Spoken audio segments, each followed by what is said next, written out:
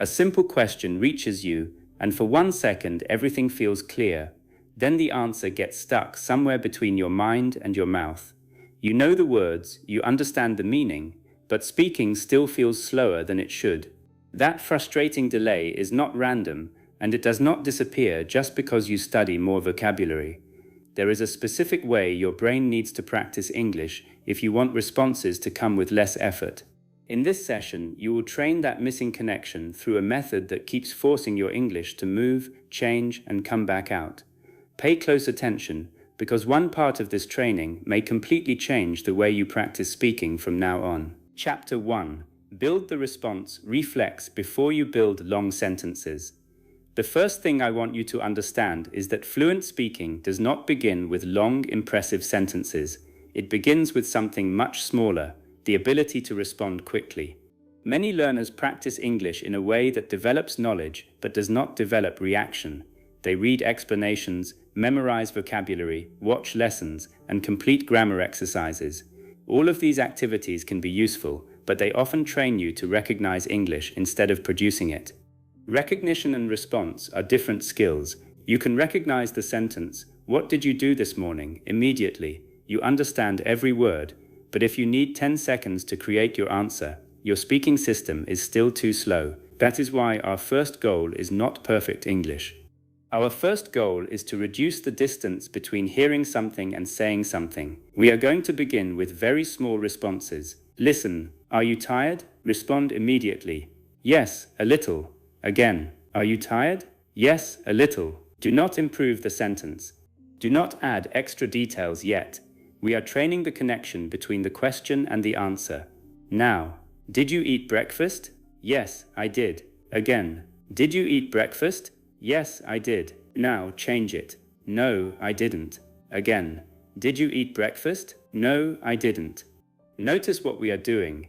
You hear a structure, and your mouth produces a related structure without building everything from the beginning. This is one of the most important ideas in this entire method. When people speak their first language, they usually do not create every sentence word by word. Their brain recognizes familiar situations and activates familiar language patterns. Someone says, "How was your day?" You do not mentally study the grammar of the question. You simply respond, "It was good. It was exhausting. Pretty normal. Better than yesterday." Your response comes from a stored pattern. English needs to become more like that. Let us create another response pattern. I say, "What are you doing?" You say, "I'm studying English." Again, "What are you doing?" "I'm studying English." Now I change one word. "What are you watching?" "I'm watching a video." "What are you reading?" "I'm reading an article." "What are you learning?" "I'm learning English." You are not memorizing 4 unrelated sentences. You are learning how to enter a sentence pattern quickly.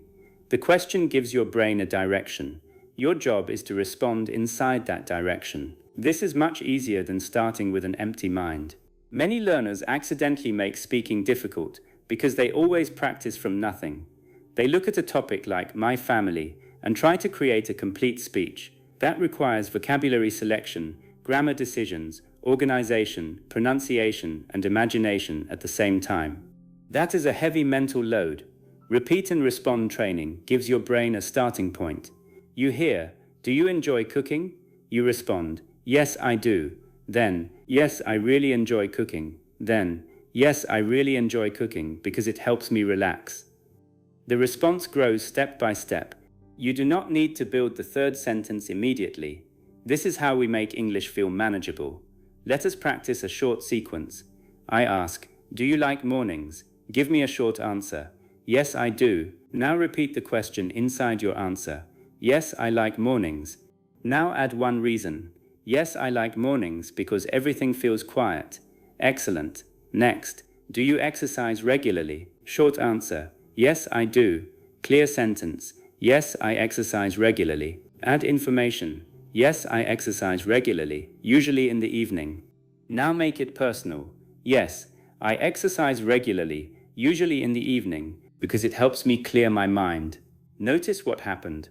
Your first response was only 3 words, but those 3 words opened the door. This is important because many learners wait until the entire sentence is ready before they begin speaking.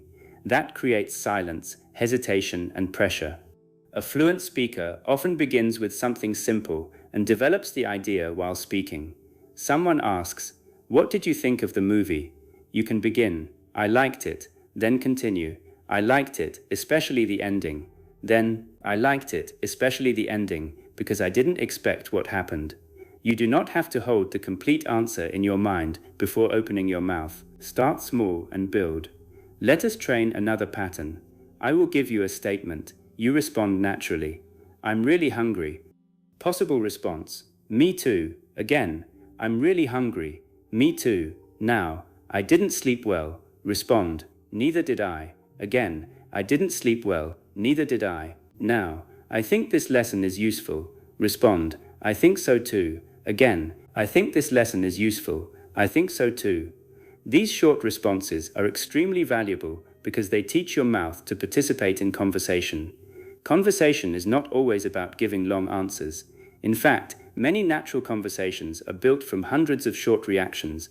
"Really? That makes sense. I agree. I'm not sure. Probably. Not really. Maybe later. That depends. I noticed that too. I didn't know that." These phrases may look simple, but simplicity is not weakness. These are conversational tools. A learner who knows 5,000 English words but cannot respond naturally may feel less fluent than someone who knows fewer words but can react comfortably. So I want you to stop measuring your English only by how many words you know. Measure how quickly useful language becomes available. Let us do a reaction round. Do not overthink. I ask, "Are you busy today?" Respond, "Not really." "Do you like coffee?" "Yes, I do." "Did you sleep well?" "Not really." "Are you learning something new?" "Yes, I am." "Would you like to travel more?" "Definitely." "Is English getting easier?" "A little." Good. Now we make the responses slightly longer. "Are you busy today?" "Not really. I only have a few things to do." "Do you like coffee?" "Yes, I do." "I usually drink it in the morning." "Did you sleep well?" "Not really. I woke up several times." "Would you like to travel more?" "Definitely. I'd love to visit a few new countries." Your response system is becoming more flexible. This is the first layer of fluency, hearing familiar English and producing a related answer without unnecessary mental work. You can practice this alone every day. Take 10 simple questions. What time did you wake up?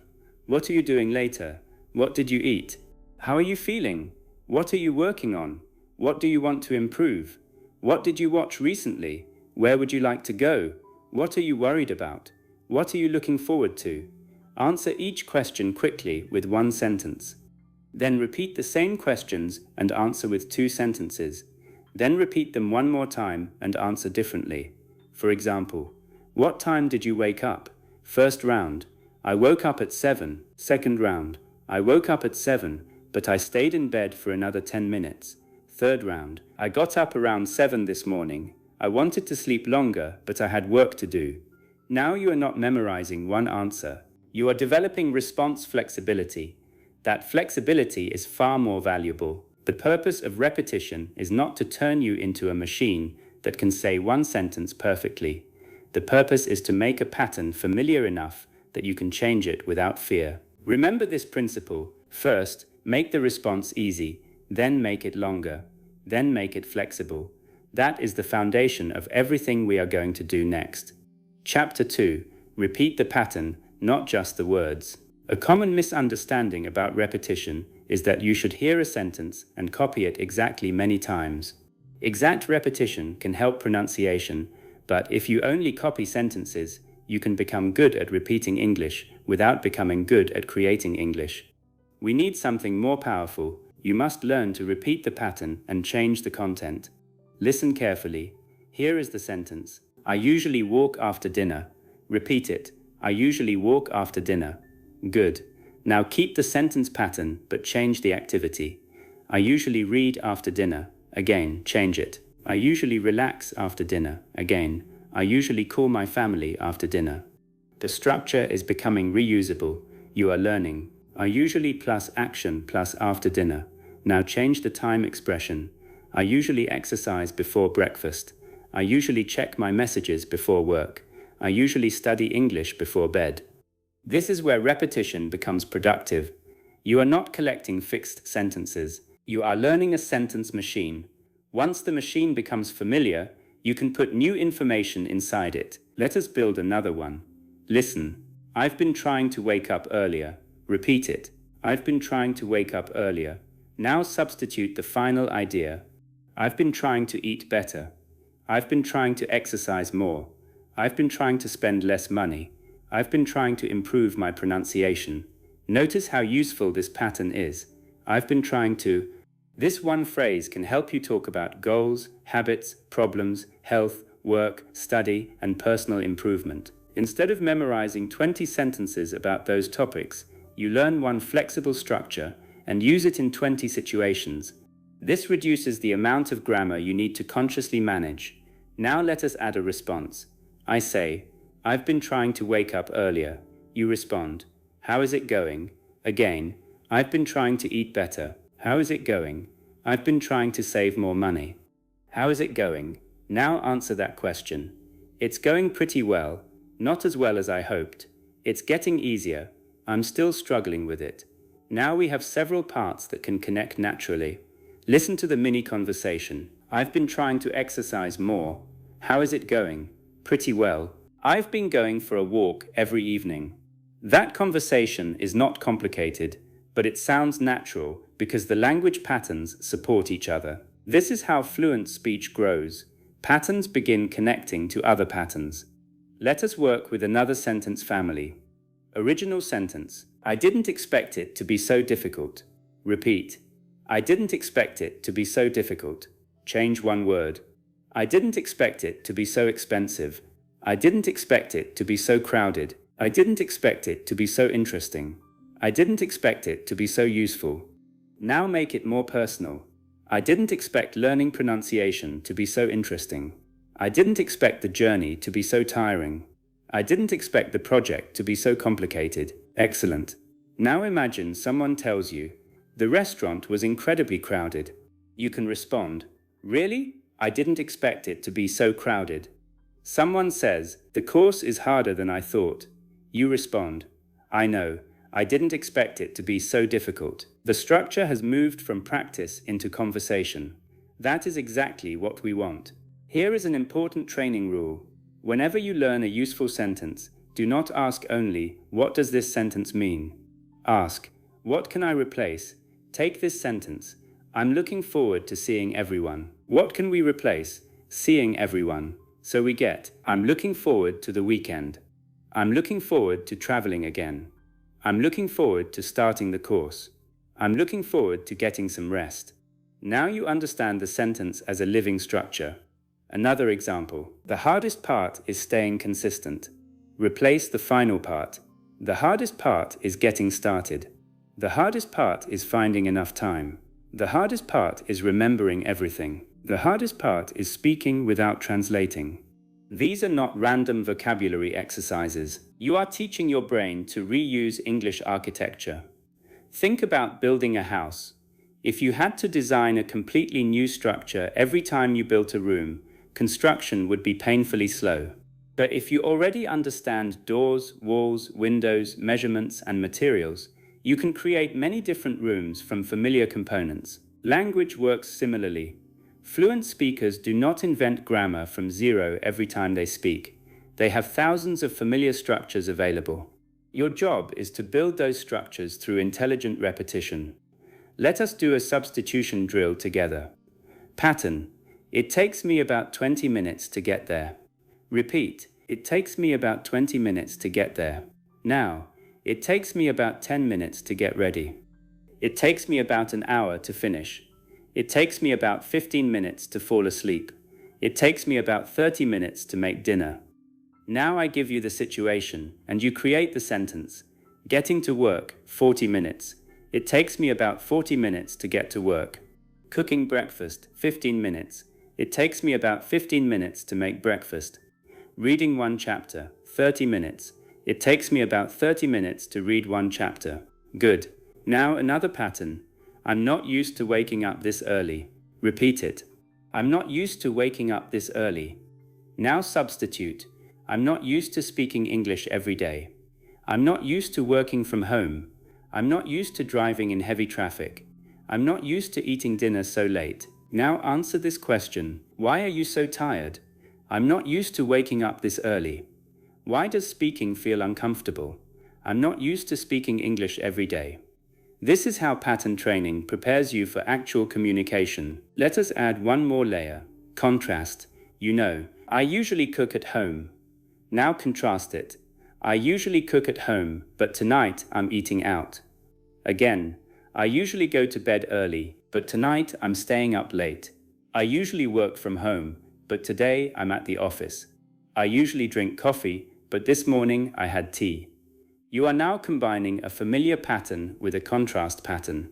That creates longer, richer speech without forcing you to invent complicated grammar. You can build an entire speaking practice from a single sentence. For example, I usually study in the evening. Step 1. Repeat. I usually study in the evening. Step 2. Substitute. I usually exercise in the evening. Step 3. Change the time. I usually exercise in the morning. Step 4. Add contrast. I usually exercise in the morning, but today I exercised after work. Step 5. Add a reason. I usually exercise in the morning because I have more energy then. Step 6. Answer a question. When do you usually exercise? I usually exercise in the morning because I have more energy then. One sentence has now created 6 different speaking actions. This is why I want you to stop treating repetition as simple copying. Copying is the beginning. Transformation is where fluency develops. When you study tomorrow, choose 5 useful sentences from a podcast, video, conversation, or lesson. For each sentence, do 4 things. Repeat it accurately. Change one important part. Create 2 new versions. Use one version as an answer to a realistic question. For example, if your sentence is, I've been meaning to clean my room. Repeat it, then change it. I've been meaning to call my friend. I've been meaning to organize my files. I've been meaning to start exercising. Then imagine someone asks, have you started exercising yet? Answer, not yet, but I've been meaning to start. Now the sentence belongs to you. That is your goal. Do not simply understand English. Do not simply repeat English. Learn to take a pattern, reshape it, and send it back into the conversation. Chapter 3. Use the 2-second response window.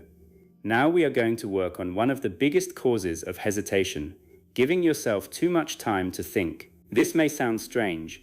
You may believe more thinking will help you speak better. Sometimes it does. But during ordinary conversation, unlimited thinking time can become a problem because your brain starts doing too much. Someone asks, what do you usually do on weekends? Instead of answering, your mind says, should I use it usually? Should I say on the weekend or at the weekend? Should I use present simple? Maybe I should say spend time with my family. Is spend time correct? What is the best sentence? By the time your internal discussion ends, the conversation has already lost its rhythm. We are going to interrupt this habit with what I call the 2-second response window. The rule is simple. When you hear a familiar question, begin your answer within roughly 2 seconds. Your first words do not need to contain your complete idea. You simply need to start. Question. What do you usually do on weekends? Begin. Usually you have started. Now continue. Usually I stay home in the morning and go out later in the day. That opening phrase gives your brain time to prepare the next part while you are already speaking. Fluent speakers use this constantly. They begin with expressions such as, well, usually, I think, for me, probably, it depends, I'd say, most of the time, the main thing is. These phrases are not meaningless filler when used correctly. They are bridges between the question and your main answer. Let us practice. I will ask, what kind of movies do you enjoy? Begin immediately. I'd say, continue. I'd say I enjoy thrillers and documentaries the most. Again, where would you like to travel? Start. I'd love to. Continue. I'd love to visit Japan one day. Again, what is difficult about learning English? Start. For me. Continue. For me, the hardest part is speaking quickly without translating. You are learning how to enter the answer before everything is ready. This is an essential speaking skill. Let us make the exercise harder. I will give you questions. You should begin your answer almost immediately. What did you do yesterday? Yesterday, What are you planning to do tomorrow? Tomorrow, I'm. What food do you eat most often? Most of the time, What would you like to improve about your English? I'd really like to. What helps you relax? One thing that helps me relax is. Excellent. Notice that each opening naturally points toward the grammar and vocabulary that come next. Yesterday, I encourages past tense. Tomorrow, I'm prepares a future plan. I'd really like to leads into a goal. One thing that helps me creates an explanation. These starting frames reduce decision making. That matters because speaking becomes difficult when you are forced to make too many decisions simultaneously. Now, I do not want you to turn these expressions into nervous fillers. There is a difference between saying well, because you are lost, and using one short opening to organize your response. The purpose is not to avoid thinking. The purpose is to keep thinking connected to speaking. Let us work on response speed through 3 levels. Level 1, instant short answer. Question: do you enjoy reading? Yes, I do. Level 2, immediate sentence. Yes, I enjoy reading. Level 3, immediate answer plus detail. Yes, I enjoy reading, especially before I go to sleep. The important thing is that you do not wait longer just because the answer is longer. You begin with the part that is ready. Now try.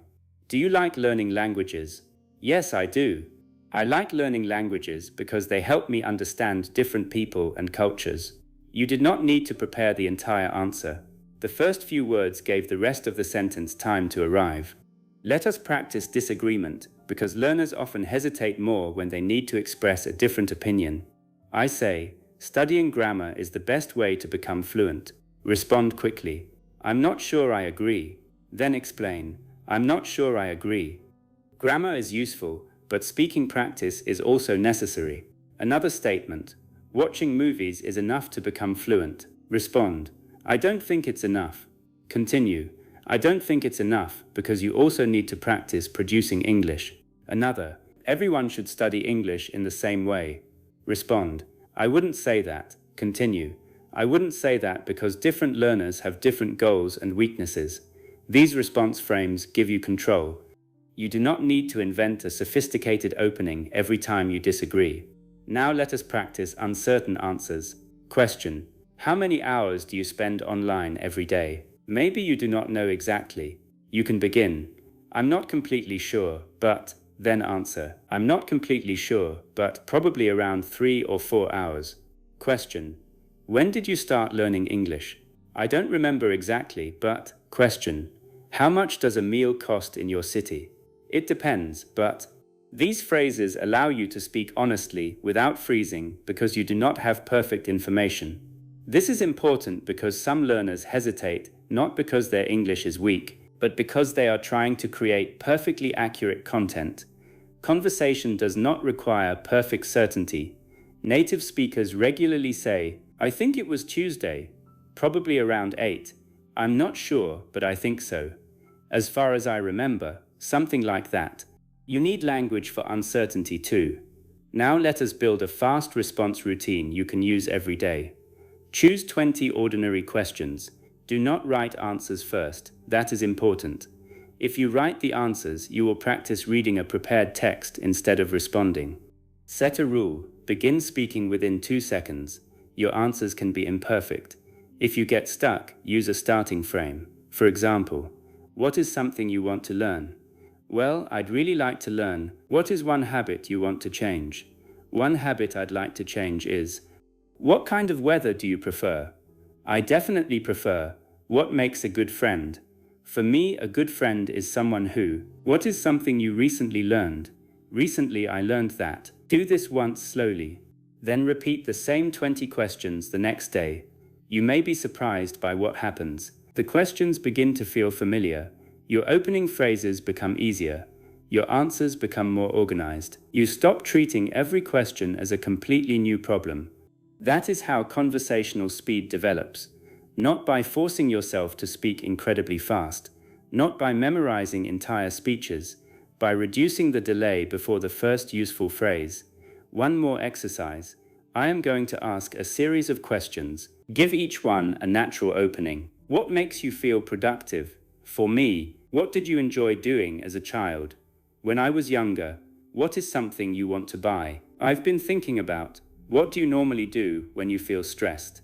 Usually, would you rather live in a big city or a small town? I'd probably choose, why? The main reason is, that is conversational movement. Question, response, expansion, follow-up. You want English to feel like movement, not construction. If you spend all your time trying to build a perfect sentence in silence, speaking will continue to feel heavy. Train yourself to begin. Your next words can appear while you are already talking. That is not carelessness. That is a real speaking skill. Chapter 4. Turn one answer into 4 different answers.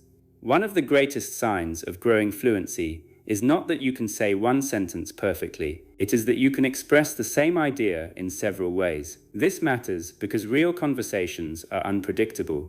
You may understand the idea you want to communicate, but forget one word. If you only know one way to express the idea, forgetting that word can stop the entire sentence. But if you can reshape the message, you keep speaking.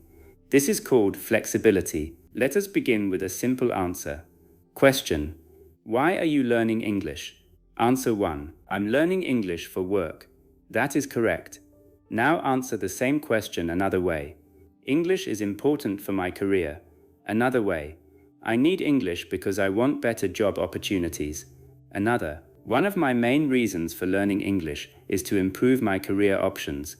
The meaning is similar, but the language changes. You do not need to use the most advanced version. The exercise teaches your brain that there is more than one road to the same meaning. This can completely change the way you handle mistakes. Imagine you want to say, I forgot to charge my phone, but suddenly you cannot remember the word charge. A learner with low flexibility may stop. I forgot to, my phone, electricity. A flexible speaker can move around the missing word. My phone battery was almost empty because I forgot to plug it in. Maybe plug it in is easier. Or, I didn't connect my phone to the charger last night. The conversation continues. Fluency is not having access to every word at every moment. Fluency is knowing how to continue when access is imperfect. Let us train this. Original sentence: the restaurant was expensive. Say it another way: the food cost a lot. Another: it was more expensive than I expected. Another: the prices were pretty high. Good. Original: I was exhausted after work. Alternative: I was really tired after work.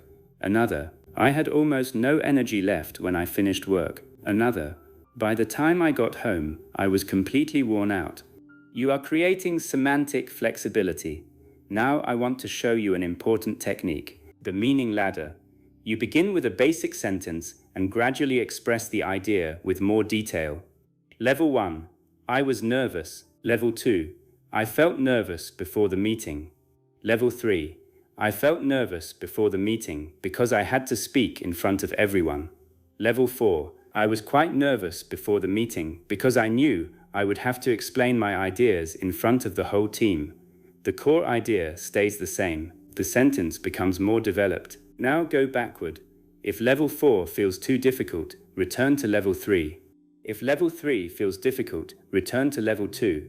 This gives you control. Many learners think they must always speak at the highest level they are capable of. That is unnecessary. Your priority in conversation is to communicate. Use the simplest language that expresses your meaning clearly, then add more if you can. Let us practice. Question: what do you do when you feel stressed? Basic answer: I go for a walk. Add detail: I usually go for a walk when I feel stressed. Add reason: I usually go for a walk when I feel stressed because moving helps me clear my mind. Add personal example: I usually go for a walk when I feel stressed because moving helps me clear my mind.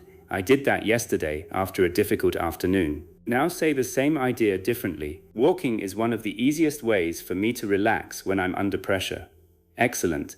You now have several ways to answer the same question. Another question: what do you like about your city? First answer: it has good food. Second: there are a lot of great places to eat. Third: One thing I really like about my city is the variety of food. Fourth, you can find many different kinds of food here, so eating out never gets boring. This exercise forces active language retrieval. You are no longer memorizing a response. You are practicing choice, and choice is central to fluency. Let us go one step further. I want you to answer the same question from different angles. Question: do you enjoy working from home? Angle 1. Convenience. Yes, I like it because I don't have to commute. Angle 2. Concentration. Yes, I can usually focus better when I'm at home. Angle 3. Balance. Yes, it gives me more control over my schedule. Angle 4. Disadvantage. I like it overall, although sometimes I miss talking to people face to face. Now the question is no longer connected to one memorized answer. You have a small network of ideas. This is much closer to real speaking. Let us try another. Question: what makes learning English difficult? Possible angle 1. Remembering new vocabulary can be difficult. Angle 2. I sometimes understand people but struggle to answer quickly. Angle 3. Different accents can be challenging. Angle 4.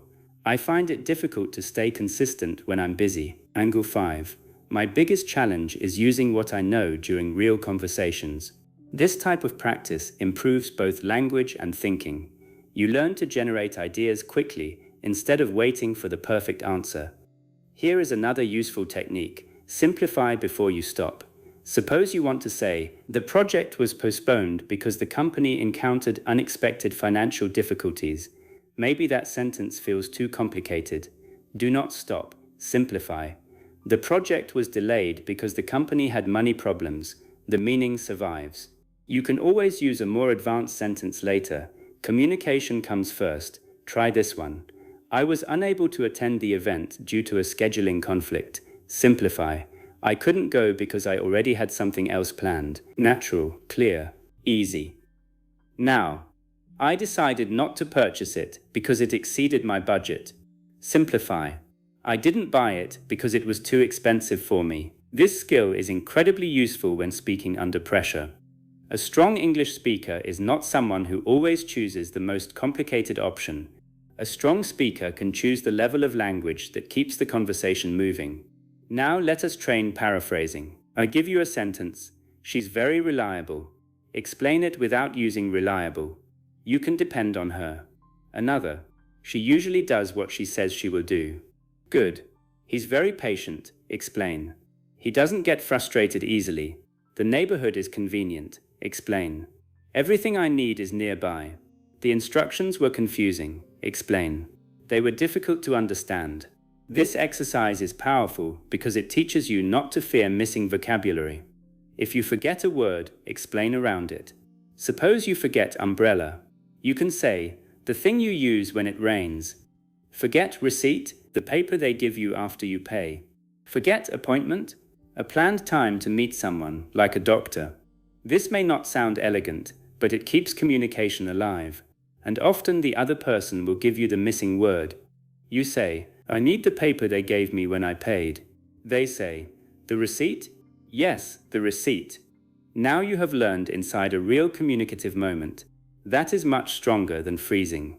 For your daily repeat and respond practice, choose 5 questions. Answer each question 4 times. But every answer must be different. For example, what do you do in the evening? Answer 1. I usually watch something. Answer 2. I spend most evenings at home. Answer 3. After dinner, I normally relax and watch videos. Answer 4. My evenings are usually quiet. I often stay home, read or watch something online. Do not worry if some vocabulary repeats. The purpose is to find different roots. Eventually you will discover something important. You are not searching for the answer anymore. You are choosing an answer. That difference is enormous. When English begins to feel like a set of choices instead of a test with one correct sentence, speaking becomes lighter. And when one path disappears because you forget a word or structure, another path remains open. That is real fluency flexibility. Chapter 5. Train follow-up response, so conversations do not die. Being able to answer a question is useful. Being able to continue after the answer is what creates conversation. Many learners prepare for speaking by practicing responses to common questions. What do you do? Where do you live? What are your hobbies? What did you do last weekend? That is a good beginning, but real conversations rarely stop after one answer. Someone asks, "Do you enjoy cooking?" You say, "Yes, I do." Then they ask, "What do you usually cook?" You answer. Then, "Who taught you?" Then, "How often do you cook?" Then, "What is the hardest dish you can make?" This is where many learners become uncomfortable. They prepared the first answer, but not the conversation around it. The repeat and respond method solves this by training response chains. A response chain is a series of connected questions and answers about one topic. Let us build one. Question: Do you exercise? Answer: Yes, I do. Follow up: What kind of exercise do you do? I mostly walk and do simple workouts at home. Follow up: How often? Usually 4 or 5 times a week. Follow up: Why do you prefer exercising at home? It's convenient and I can do it whenever I have time. Follow up: Have you always exercised regularly? No, actually. I became more consistent recently. Look at what happened. One small question became a complete conversation. You did not need difficult vocabulary. You needed the ability to stay with the topic. This is something you can train deliberately. Let us take the topic of food. Question: What did you eat for lunch? I had rice and chicken. Did you make it yourself? Yes, I did. How long did it take? About 30 minutes. Do you cook often? Several times a week. What do you like making? I like making simple meals that don't take too much time. Is there anything you want to learn to cook? Yes, I'd like to learn how to make a few good desserts. That is much closer to real interaction than practicing isolated sentences. Now we add a second skill, returning the question. Conversation should not feel like an interview where one person asks and the other person answers. After responding, you can send the conversation back. Do you like coffee? Yes, I do. What about you? Have you ever been to Turkey? No, I haven't. Have you? What do you usually do after work? I normally go home and relax. How about you? Very simple, very powerful. Learners sometimes think they need an advanced question to continue a conversation. Usually they do not. Useful follow-up questions include: What about you? How about you? Really? Why? How did that happen? What was it like? How long have you been doing that? What happened next? Did you enjoy it? Would you do it again? What made you decide that? How often do you do that? These phrases create movement. Let us practice a response and return pattern. I ask, "Do you enjoy traveling?" You answer, "Yes, I do. I love visiting new places. What about you?" Again, "Do you work better in the morning or at night?" I usually work better in the morning. How about you? Again, have you watched anything interesting recently? Yes, I watched a documentary a few days ago. Have you seen anything good lately? Notice the slight change. You are not mechanically repeating "what about you" every time. You can return the question naturally. Now let us practice showing interest. A conversation becomes awkward if you only wait for your turn to answer. Imagine someone says, "I started a new job last month." A weak response might be, "Okay." A stronger response, "Really? How is it going?" They say, "It's going well, but there's a lot to learn." You respond, "I can imagine. What kind of work are you doing?" They explain. You say, "That sounds interesting." These small reactions make the conversation feel alive. Repeat after me. "That sounds interesting. That must have been difficult. That sounds exhausting. I can understand that. I've had the same experience. I know what you mean. That makes sense. I'd probably feel the same way." Now respond to these statements. "I had to work until midnight yesterday. That sounds exhausting. I'm moving to a new apartment next week. That's exciting. Is it far from where you live now? I failed my driving test. That must have been disappointing. Are you going to try again soon? I finally finished the course. That's great. How long did it take you?" These are not only English sentences, they are social tools. Language is not simply information. Conversation involves attention, reaction, curiosity, agreement, surprise, sympathy, and shared experience. You should train those reactions. Let us build another chain, this time about learning English. Why are you learning English? I want to communicate more confidently. How long have you been learning? For several years, but I've been more serious recently. What is hardest for you? Speaking quickly is probably the hardest part. Do you practice every day? I try to. Even if I'm busy, I usually do something small. What kind of practice helps you most? Speaking aloud helps me more than simply reading. Do you have anyone to practice with? Not regularly, so I often practice by myself. What do you do when you practice alone? I answer questions, repeat sentences, and try to explain things in my own words.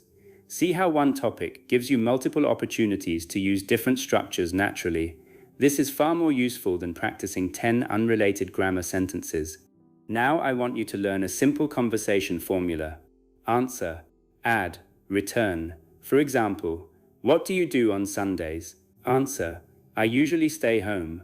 Add, I use Sunday to rest and prepare for the week. Return, what about you? Another, do you like your neighborhood? Answer, yes, I do. Add, it's quiet and most things I need are nearby.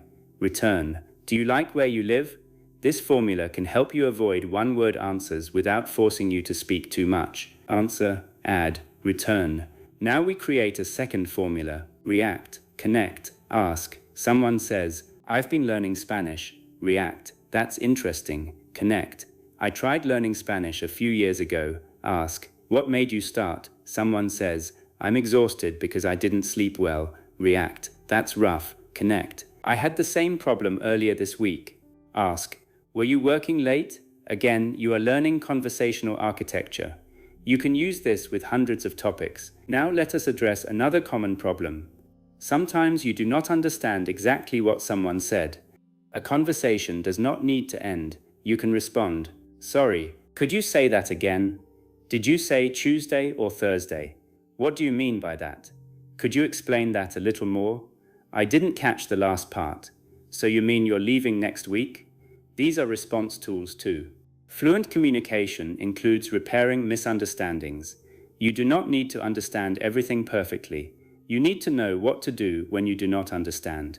This changes your confidence. Instead of thinking, if I miss one sentence, I'm finished, you know how to recover. Practice. I didn't catch that. Could you repeat it? Again. I didn't catch that. Could you repeat it? Now. Sorry, what do you mean by that? Now. So, if I understand correctly, you're saying, excellent. Your speaking system is becoming more complete. You can answer. You can expand. You can react. You can ask. You can repair. That is conversation. For daily practice, choose one topic and create a chain of at least 8 connected questions. For example, work. What do you do? How long have you been doing it? What do you like about it? What is difficult about it? What time do you start? Do you work alone or with other people? What skill do you use most? Would you like to do the same work in 5 years? Answer all 8 aloud. The next day, use another topic: food, travel, family, technology, exercise, money, education. Daily routines, entertainment, future goals. Do not memorize speeches. Train yourself to remain inside a conversation. Because fluency is not just the ability to produce one good sentence, it is the ability to keep responding when the conversation moves. Chapter 6. Learn to expand without losing control. Some learners have the opposite problem from beginners. They can answer quickly, but their answers remain very short. Someone asks, "What did you do this weekend?" They say, "I stayed home." Then silence. The sentence is correct, but the conversation has nowhere to go. Another learner tries to avoid this by creating an extremely long sentence. I stayed home because I was tired, because last week I worked too much, and after that my friend asked me to go somewhere, but I didn't want, and then. Now the speaker loses control of grammar and structure. We need a middle path. You should learn to expand an answer in small, controlled pieces. I call this the expansion ladder. Start with the core answer. I stayed home. Add one detail. I stayed home most of Saturday. Add one reason. I stayed home most of Saturday because I was exhausted. Add one activity. I stayed home most of Saturday because I was exhausted, so I watched a movie and rested. Add one reflection. Honestly, it was exactly what I needed. Now the answer sounds natural and complete. You did not create one giant sentence. You built the response piece by piece. Let us practice another. Question. What are you working on these days? Core. I'm working on my English. Detail. I'm working on my English every day. Specific focus. I'm focusing mostly on speaking and pronunciation. Reason. I want to respond more naturally in conversations. Current result. I'm already noticing that some sentences come to me faster. That is a complete answer. Notice that each sentence has one main job. Sentence 1 answers. Sentence 2 gives detail. Sentence 3 becomes specific. Sentence 4 explains motivation. Sentence 5 gives a result. This structure makes longer speaking much easier. Now let us create several expansion moves. Move 1. Give a reason. I prefer mornings because I can focus better. Move 2. Give an example. I enjoy learning practical skills. For example, recently I started learning how to cook better. Move 3. Give a contrast. I like working from home, but sometimes I miss being around other people. Move 4. Describe a result. I started walking every evening, and I've noticed that I sleep better. Move 5. Give a personal reaction. I thought the book was excellent, especially because the ideas were easy to apply. Move 6. Describe change over time. I used to avoid speaking English, but now I try to practice every day. These expansion moves can be attached to almost any answer. Let us take one question. Do you enjoy living in your city? Basic. Yes, I do. Reason. Yes, I do because it's convenient. Example. There are shops, restaurants, and other places close to where I live. Contrast. Traffic can be frustrating though. Personal reaction. Overall, I'm comfortable here. Now you have a balanced answer. Another question. Do you enjoy learning English? Basic. Yes, I do. Reason. I like being able to understand more people and more information. Change. In the beginning, I focused mostly on grammar. Contrast. Now I spend more time listening and speaking. Result. That has made English feel much more practical.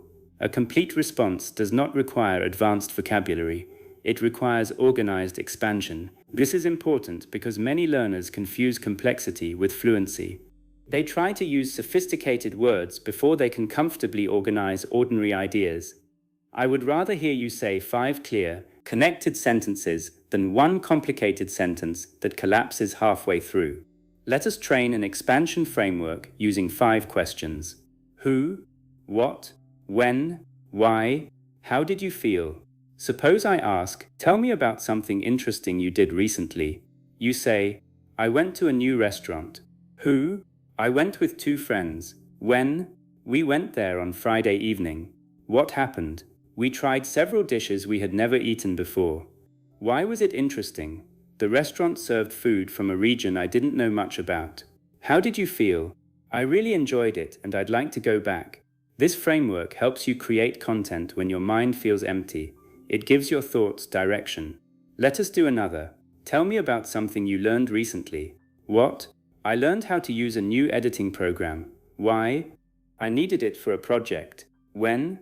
I started learning it last week. How? I watched a few tutorials and practiced on a small project. Difficulty. The hardest part was understanding the shortcuts. Result? Now I can use the basic tools without checking instructions every few minutes. You have created a short story from a simple prompt. Now we move to opinion expansion. Question. Do you think people spend too much time on their phones?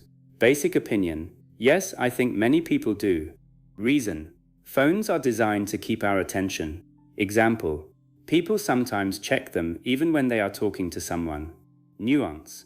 At the same time, phones are useful for work, communication, and learning. Conclusion. So I don't think the device itself is the problem. The problem is how automatically we use it. That sounds thoughtful, but the language remains understandable. You are learning to develop an idea rather than merely state it. Let us practice a different opinion. Is it better to learn English alone or with other people? Position. I think both can be useful. Benefit of studying alone. When you practice alone, you can repeat difficult things as many times as you need. Benefit of studying with others. Practicing with another person gives you experience responding in real time. Personal preference. For me, a combination works best.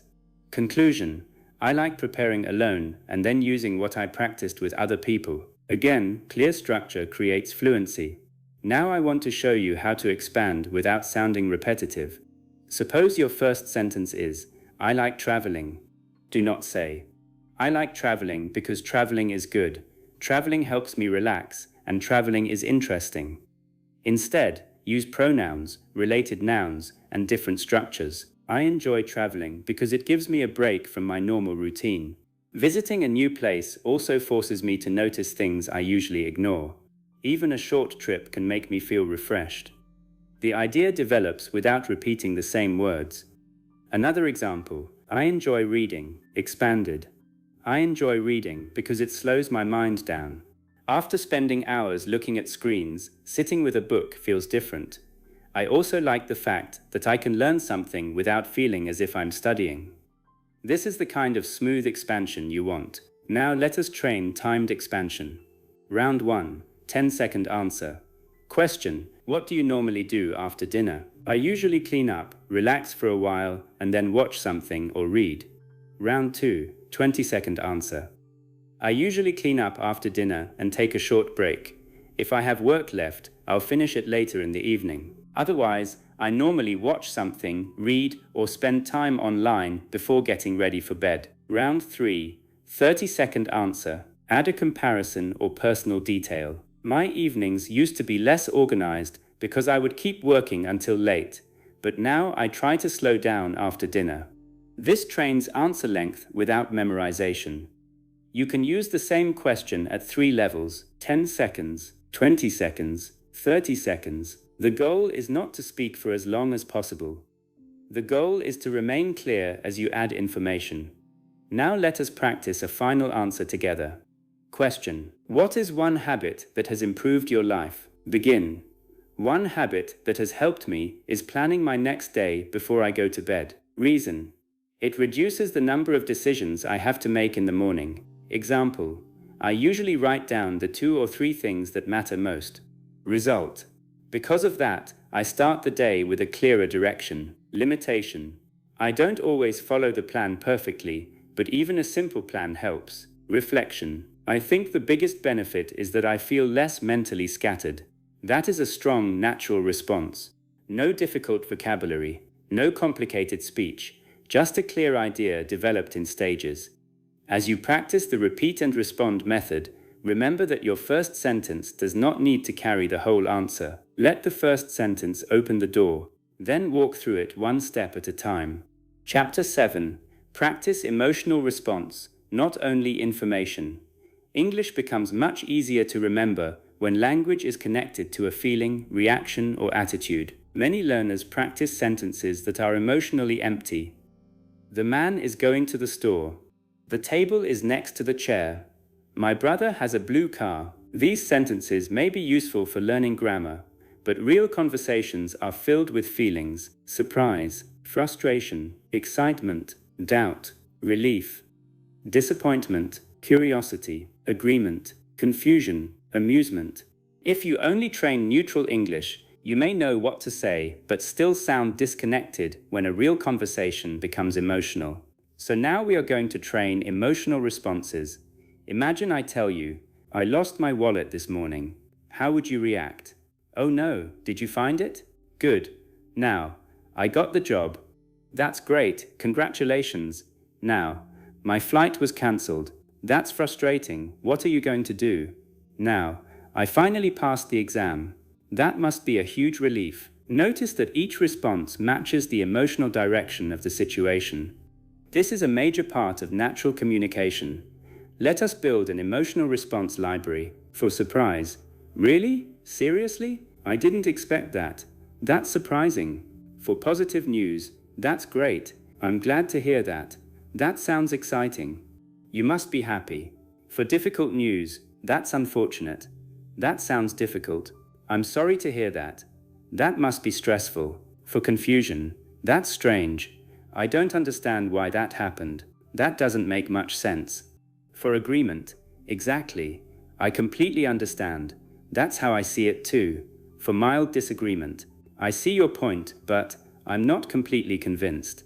I look at it a little differently. I'm not sure I'd agree with that. These phrases allow you to respond as a person, not just as a language student. Now let us practice. I say, I waited 2 hours and then they told me the appointment was cancelled. Respond, that's really frustrating. Add a question. Did they give you another appointment? Excellent. Next. My sister is getting married next month. That's wonderful. You must be excited. Follow up. Are you helping with the wedding? Next. I studied all week, but I still didn't do well on the test. That must be disappointing. Follow up. Do you know which part caused the most problems? This is how emotional reaction and conversation work together. Now we make the exercise more advanced. I will give you the same factual situation with different emotions. Situation. You are moving to another city. Emotion 1. Excitement. I'm really looking forward to it. I've wanted a change for a while. Emotion 2. Nervousness.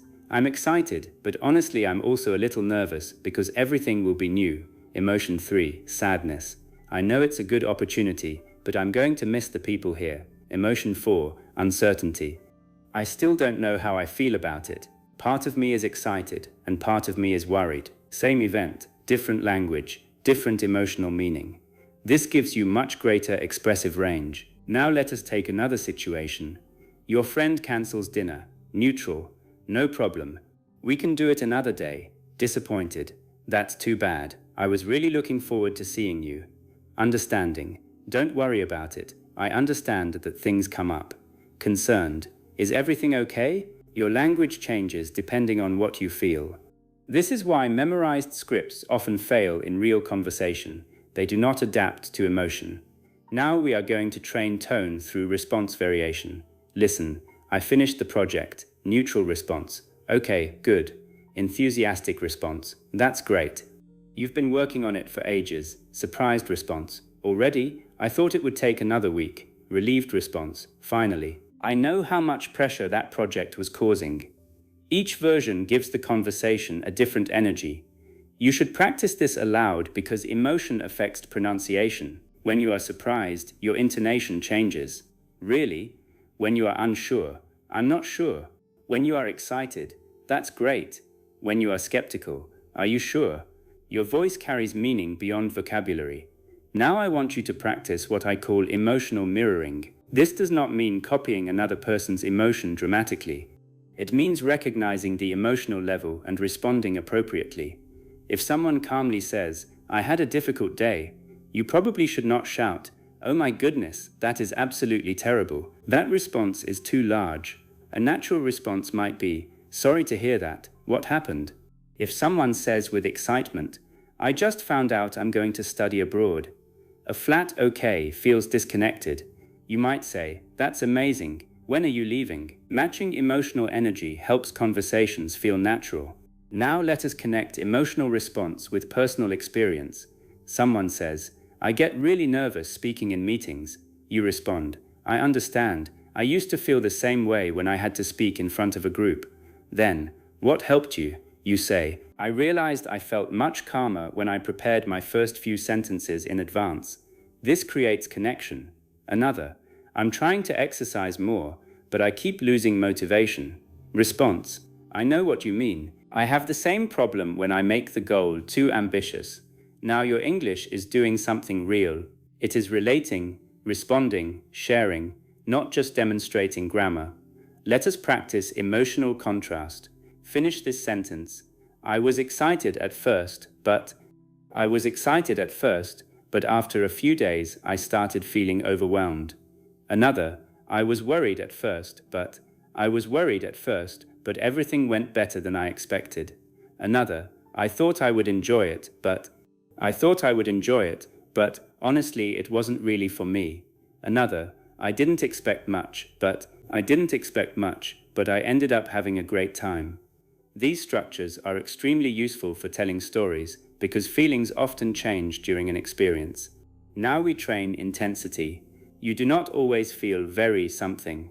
Learn different levels. A little tired, pretty tired, really tired, completely exhausted, a little worried, somewhat concerned, really nervous, terrified, a bit pleased, pretty happy, really excited, absolutely thrilled.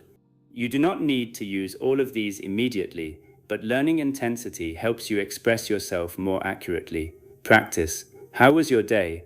It was a little tiring. Were you nervous? A little, but not too much. Did you enjoy the trip? Yes, I really enjoyed it. How did you feel when you heard the news? Honestly, I was completely shocked. That variety makes your speech sound more human. For your daily practice, take 10 ordinary events and give an emotional reaction to each. You missed the bus. You received good news. Your internet stopped working. A friend surprised you. You made a mistake. You completed something difficult.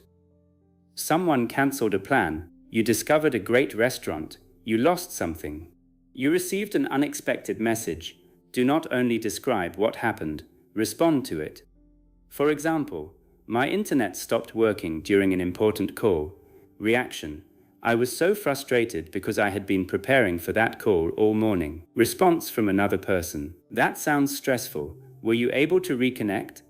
Now the language has emotion and interaction. This is an important stage of the repeat and respond method. You are no longer reacting only to grammar, you are reacting to meaning. And once English begins carrying your actual reactions, it stops feeling like an academic subject and starts feeling like something you can live inside. Chapter 8. Use speed ladders without sacrificing clear speech. At this point, you may be wondering how to become faster. Speed matters in conversation, but many learners train it incorrectly. They take a difficult sentence and try to say it as fast as possible. The result is usually unclear pronunciation, missing words, and tension. That does not create fluency. Fluency is not speaking at maximum speed. Fluency is producing language smoothly at a speed you can control. To improve speed, we are going to use a speed ladder. A speed ladder has 3 stages: comfortable, natural, quick. Never begin with quick. Let us use this sentence. I usually leave home around 8 because traffic gets worse later. First, say it comfortably. I usually leave home around 8 because traffic gets worse later. Make every word clear. Again. I usually leave home around 8 because traffic gets worse later. Now say it at a normal conversational pace. Do not rush. Let the words connect naturally. I usually leave home around 8 because traffic gets worse later. Now slightly faster, still clear. I usually leave home around 8 because traffic gets worse later. If the sentence begins falling apart, slow down. Control is more important than speed. Now we add a response. Question. Why do you leave home so early? Answer. I usually leave home around 8 because traffic gets worse later. Again, but respond without seeing the sentence in advance. Why do you leave home so early? I usually leave home around 8 because traffic gets worse later. That is much closer to real fluency. You are connecting listening, retrieval, pronunciation, and timing. Let us work with a shorter sentence. I'm not sure what I'm doing this weekend. Comfortable. I'm not sure what I'm doing this weekend. Natural. I'm not sure what I'm doing this weekend. Quick. I'm not sure what I'm doing this weekend. Now question. Any plans for the weekend? Response. I'm not sure what I'm doing this weekend. Good. Now make a second version. I haven't decided what I'm doing this weekend yet. And a third. I don't really have any plans yet. 3 responses. Same situation, different language. Now add speed.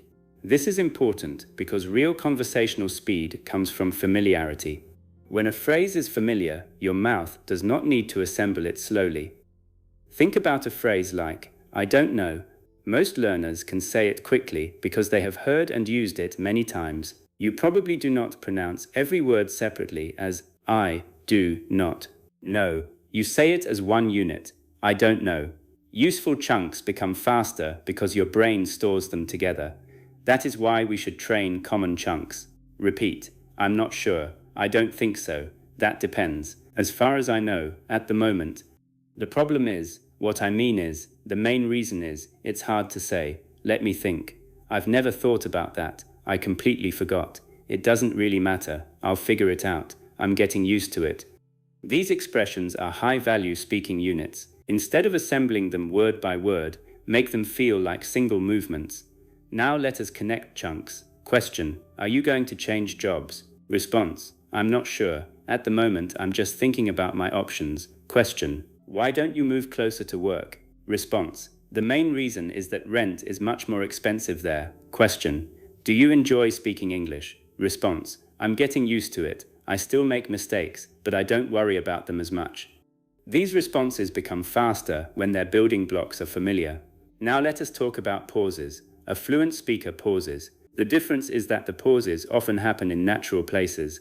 Compare: I went to the store because I needed, with I went to the store because I needed a few things. The second pause is more natural. It happens between idea groups. You should practice speaking in chunks of meaning. Take this sentence: when I finish work I usually go home make something to eat and relax for a while. Each is a natural thought group. Say it: when I finish work, I usually go home, make something to eat and relax for a while. You are not trying to remove all pauses, you are learning where to place them. Another: I wanted to go out but the weather was terrible so I stayed home instead. Speak it naturally: I wanted to go out, but the weather was terrible, so I stayed home instead. Good rhythm reduces the feeling of hesitation. Now we practice a response ladder. Question: what do you do before bed? Slow response: before bed, I usually read for a few minutes. Natural: before bed, I usually read for a few minutes. Add detail: before bed, I usually read for a few minutes because it helps me slow down. Natural speed again: before bed, I usually read for a few minutes because it helps me slow down. Now answer without preparation. What do you do before bed? Speak. Your goal is not to copy my exact answer. Your goal is to respond smoothly using language you control. Now let us train time pressure carefully. Give yourself 5 seconds to answer each question, not because you need to finish in 5 seconds, but because you need to start. Question 1. What did you eat today? Start. Question 2. What are you doing tomorrow? Start. Question 3. What is something you need to buy? Start. Question 4. What do you do when you cannot sleep? Start. Question 5. What is one place you would like to visit again? Start. If your answer is simple, that is fine. Speed training should reduce hesitation, not force complexity. Now make the same answers slightly richer. What did you eat today? I had eggs and bread in the morning, and later I had rice with vegetables. What are you doing tomorrow? I have some work to finish in the morning, and I'm planning to meet a friend later. What do you do when you cannot sleep? I normally get out of bed for a few minutes instead of lying there and getting frustrated. You are adding detail while protecting rhythm. Now let us practice recovery at speed. Suppose you make a mistake. I went to the shop yesterday and bought some fruit. Keep going. Do not restart the entire sentence. I've been learning English for 3 years. Correct and continue. I've been learning English for 3 years, but I only started speaking regularly recently. Small correction. Forward movement. This is crucial. Some learners destroy their fluency because every mistake causes a full restart. I went, sorry, I go, no. I went yesterday too. Let me start again. Do not do that unless the sentence becomes impossible to understand. Correct lightly and move forward. Think of speaking like walking. If you step slightly wrong, you adjust your balance. You do not return to the beginning of the street. Now let us practice self-correction phrases. I mean, actually, sorry, what I meant was, let me say that differently.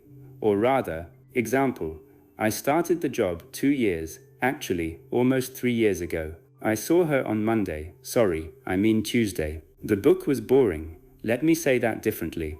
The beginning was slow, but the second half was much better. These phrases help you stay calm when speech changes direction. For your speed practice, choose 1 minute. Speak about one familiar topic for the full minute. Do not stop the timer when you make a mistake. Do not restart, keep moving. The next day, speak about the same topic again. You will probably notice that familiar phrases arrive earlier. Your pauses become shorter. your mouth becomes more confident. Then change the topic. This is how speed grows safely, not by forcing your tongue to race, by making language familiar enough that it requires less effort. Speed is the result of efficiency, and efficiency is exactly what repeat and respond training is designed to build. Chapter 9. Practice recovery so mistakes stop controlling you. There is one moment that separates confident speakers from anxious speakers. It is not the moment before the mistake. It is the moment after it. Everybody makes mistakes while speaking. Native speakers lose words. They change sentences halfway through. They use the wrong name. They misunderstand questions. They forget details. They begin one idea and finish with another. The difference is that experienced speakers usually recover without treating the mistake as an emergency. Many learners do the opposite. They say one wrong word and mentally leave the conversation. Their face changes. Their voice becomes quieter. They start analyzing what happened. Then they miss the next sentence because they are still thinking about the previous mistake. That reaction is more damaging than the original error. So this chapter is about recovery. Repeat and respond training should include mistakes on purpose because you need to know what to do when language becomes imperfect. Let us begin with a simple correction. I go there yesterday. You noticed the mistake. Do not panic. I went there yesterday. Continue. I went there yesterday because I needed to pick something up. That is enough. Another. She have 2 brothers. Correct. She has 2 brothers. One of them lives nearby. Again, the correction is short. Now let us practice changing direction when you forget a word. Imagine you want to say, I bought a screwdriver, but you forget screwdriver. Do not stop. Say, I bought a tool for fixing screws. I can't remember the English word right now. That is communication. The other person may say, a screwdriver? Yes, exactly. You survived the missing word. Now another. You forget pedestrian. You can say, a person who is walking instead of driving. You forget refund. The money they give you back when you return something. You forget landlord. The person who owns the apartment I rent. This ability is called circumlocution, explaining around a missing word. You do not need to remember the technical name, but you need the skill. Let us train it. I give you a word. Elevator. Explain without using the word. The machine that takes you from one floor to another in a building. Hemlet. Something you wear on your head for protection. Appointment. A planned time to meet someone, often a doctor or another professional. Neighbor. A person who lives close to you. Excellent. If you can explain a missing word, vocabulary gaps become less frightening. Now let us practice misunderstanding. Someone asks, what did you think of the venue? Maybe you do not know venue. Do not pretend. Ask, sorry, what do you mean by venue? They explain, the place where the event was held. You respond, oh, the venue. I thought it was really nice. That is successful communication. You learned something and kept speaking. Another scenario, you hear, did you end up going? But you are unsure what they mean. Ask, do you mean, did I go to the party? They say, yes. You answer. Clarification is not failure. It is a speaking skill. Now we practice question repair. Imagine someone asks a long question and you only understand the main topic. You can say, sorry, could you ask that one more time? Or, I caught the first part, but I missed the end. Or, are you asking whether I enjoyed the trip? These phrases give you control. Repeat, could you say that again? I missed the last part. Do you mean, could you explain what you mean? So you're asking whether, good. Now let us handle a different problem. Your sentence becomes too complicated halfway through. You begin, the reason why I decided that I should probably, you feel lost. Do not fight the sentence. Reset. Let me say that more simply. Then, I changed my mind because the plan was too expensive. Excellent. You abandoned the complicated structure but kept the meaning. This is a highly intelligent speaking strategy. Simplify when necessary. Another example, you begin. What I was trying to explain regarding my situation is... Stop. What I mean is, I don't have enough time right now. Much better. Remember, the goal of speaking is not to prove how complicated your grammar can be. The goal is to make meaning move from you to another person. Now let us train recovery from silence. Suppose your mind suddenly goes blank. Instead of complete silence, use a holding phrase. Let me think for a second. That's a good question. I've never really thought about that. I'm trying to think of the best example. I'm not sure how to explain it. These expressions give you time while keeping the conversational connection. Question: what has changed most about you in the last 5 years? Maybe you need time. That's a good question. I think the biggest change is that I'm much more patient than I used to be. Question: what would you do if you had a year off work? I've never really thought about that. I'd probably travel for a while and spend time learning something new. Now the pause feels intentional. That is very different from freezing. Let us talk about grammar anxiety. You may sometimes know two possible forms and not know which one is correct. For example, I have lived here for 5 years. I have been living here for 5 years. You are speaking, and suddenly you start debating grammar internally. Choose one and continue. If the meaning is clear, conversation should not stop while you hold a grammar meeting inside your head. You can review the grammar later. Speaking practice and grammar study are related, but they are not the same moment. During speaking, communication needs priority.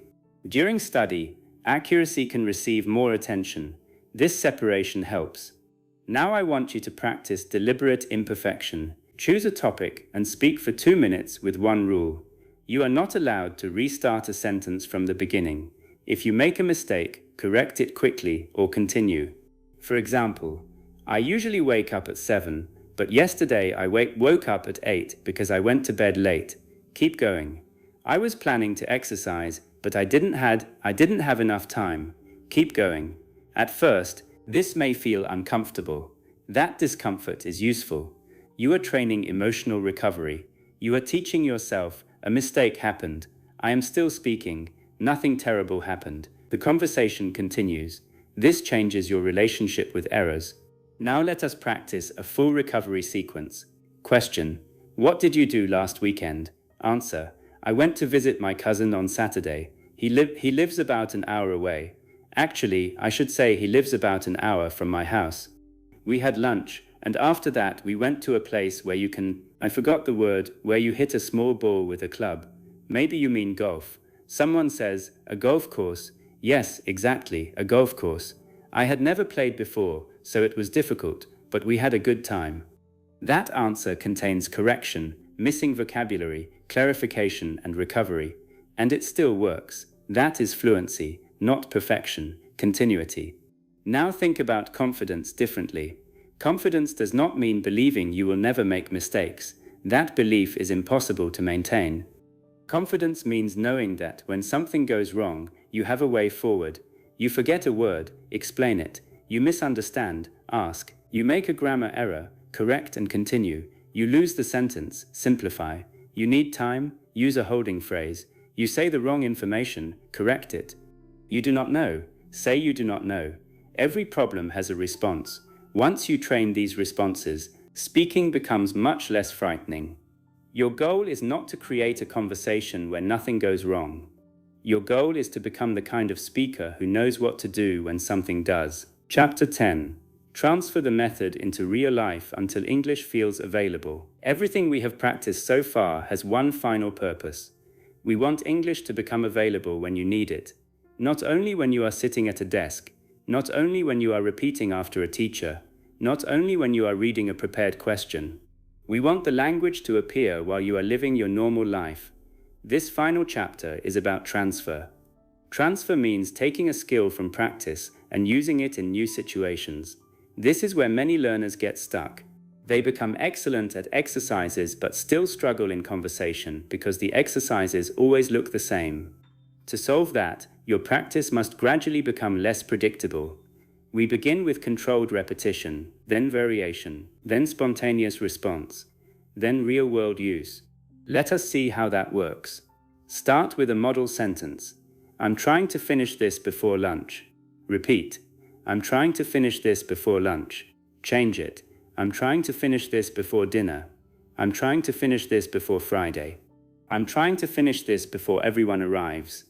Now answer a question. What are you working on? I'm trying to finish this report before lunch. Now imagine a real situation. You are actually working. Say aloud, I'm trying to finish this before lunch.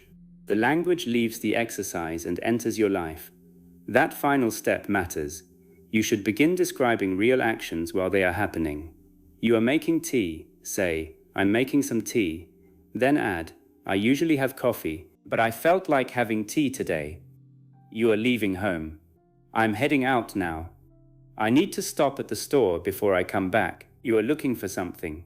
I can't find my keys. I'm sure I left them on the table. You are tired. I'm more tired than I expected. I might go to bed early tonight. These mini responses connect English directly to experience. You no longer need an artificial topic. Life gives you the prompt. Now we make it interactive. Pretend someone is with you. You are cooking. Imaginary question. What are you making? Answer. I'm making pasta. Do you cook this often? Not really. I usually make simpler things. Where did you get the recipe? I found it online a few days ago. Is it difficult? So far, no, but I haven't tasted it yet. This may feel unusual in the beginning. That is fine. You are giving your speaking system real-time practice without needing another person. Now let us create what I call situation loops. Choose one everyday situation and build repeatable language around it. Situation: ordering food. Possible phrases: could I get the chicken, please?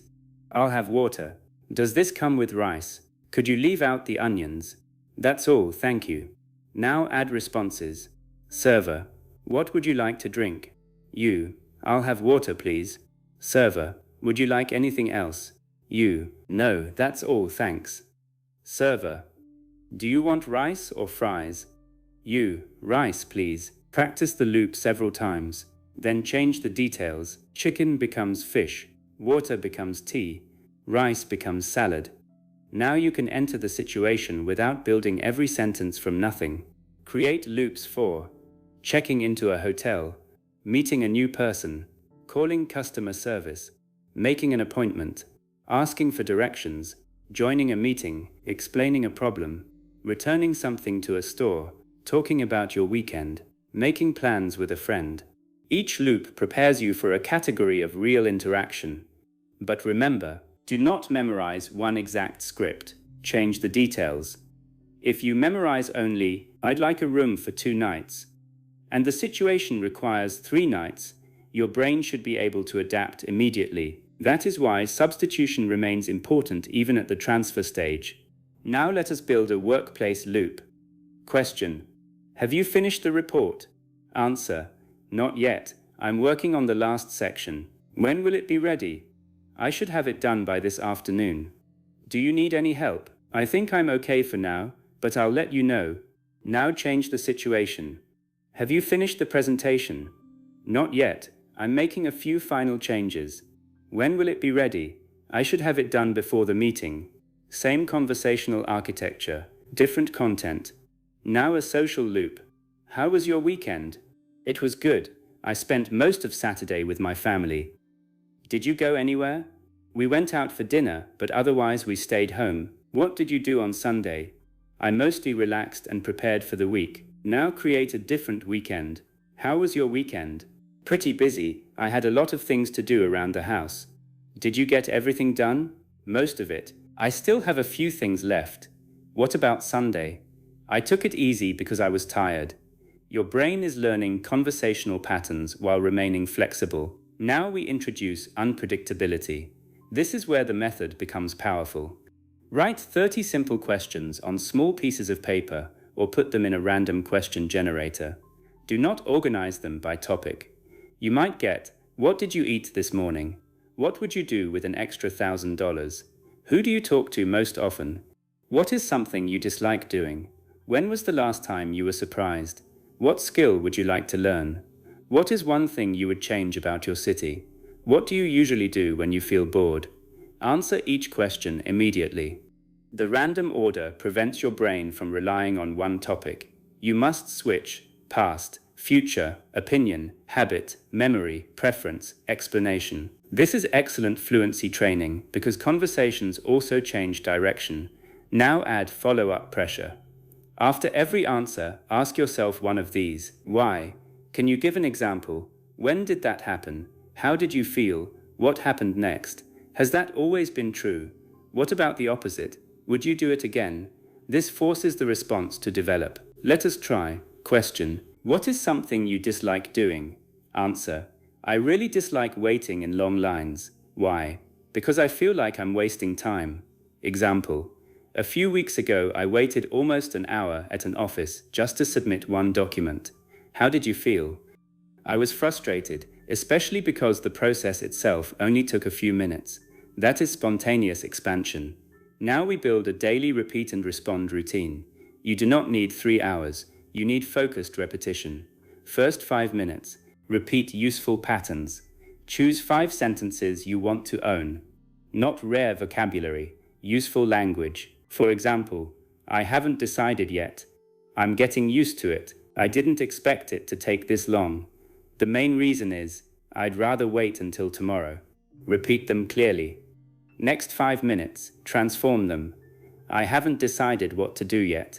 I haven't decided where to go yet. I haven't decided whether to buy it yet. I'm getting used to speaking every day. I'm getting used to my new schedule. I'm getting used to waking up early. Next 5 minutes, answer questions with them. Are you going on the trip?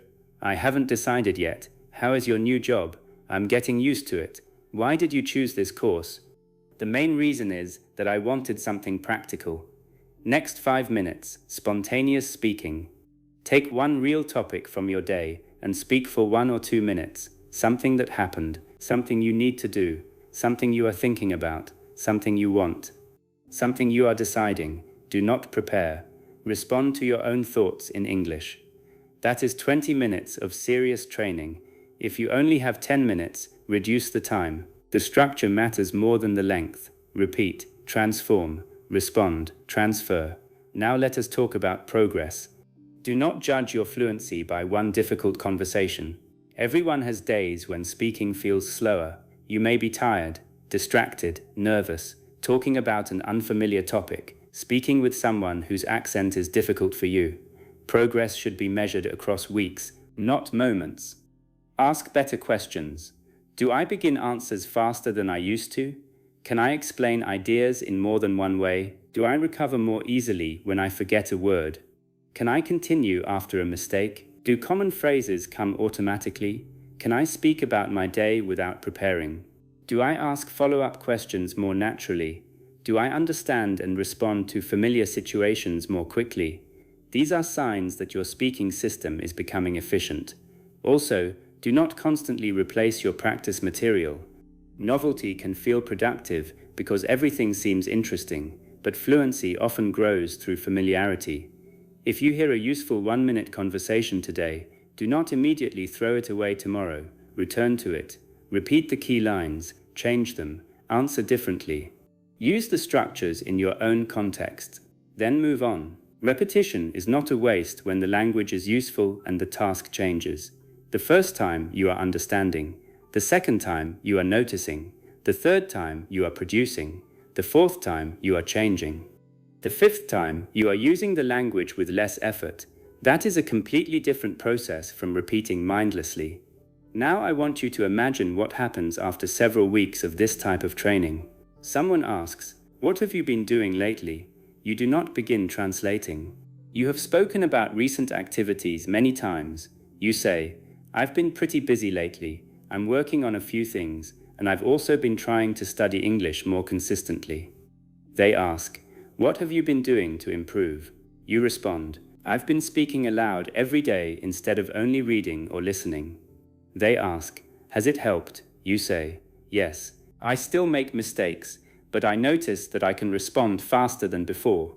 They ask, "What is still difficult?" You answer, "Unexpected questions are still challenging sometimes, especially when the topic is unfamiliar." No memorized speech, no panic, just response after response. That is the real purpose of this method. Not to make you sound perfect, not to remove every pause, not to make you speak like somebody else. The purpose is to make English easier to access. You hear something, you understand, you respond, you adjust, you continue. That cycle becomes familiar. And once the cycle becomes familiar, speaking stops feeling like a performance you must prepare for. It becomes something you know how to do. The next time English feels difficult, do not immediately assume you need more vocabulary, more grammar, or another long explanation. Sometimes the missing skill is much simpler. Your English needs more practice coming back out.